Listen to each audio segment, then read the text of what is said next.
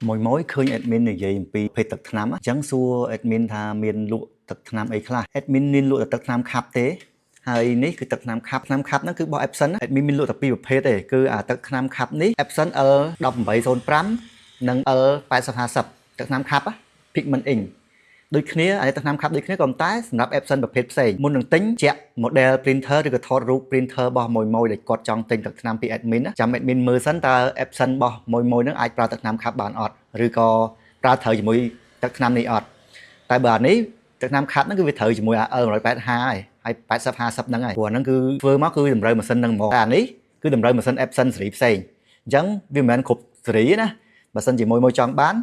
អាច check ជាមួយ admin សិនព្រោះបើអត់ត្រូវមួយម៉ាស៊ីនរបស់មួយទេ admin អត់លក់អីទេលក់ឲ្យតើត្រូវមួយម៉ាស៊ីន admin មានពីរប្រភេទហ្នឹងទេសម្រាប់ absent L180 8050ហ្នឹង L8050 ហ្នឹងគឺ A4 L180 ហ្នឹងគឺ A3 អានេះសម្រាប់ absent ផ្សេងអញ្ចឹង check ជាមួយ admin មុននឹងទិញហើយ admin មានពីរប្រភេទហ្នឹងទេទឹកថ្នាំរាវក៏អត់មានដែរអត់មានលក់ទឹកថ្នាំរាវទេទឹកថ្នាំស៊ីនក៏អត់មានដែរហើយទឹកថ្នាំខាប់នេះមិនមែនទឹកថ្នាំខាប់ស៊ីនទេណាទឹកថ្នាំខាប់អត់ស៊ីនទេស៊ីនមិនមែនទេទឹកថ្នាំខាប់ដែរតែអត់ស៊ីនទេតែវាធន់ជាងទឹកថ្នាំរាវស៊ីនអញ្ចឹងមានប៉ុណ្្នឹងទេទឹកថ្នាំកុំឲ្យឆ្ងល់ច្រើនទឹកថ្នាំកាណុងអី admin អត់មានលក់ទេមានលក់របស់ Epson ហើយ Epson ហ្នឹងគឺសម្រាប់ Epson ប្រភេទផ្សេងក្រៅពី L180 និង 8050គឺអានេះគឺ8050ហើយនិង L180 អូខេ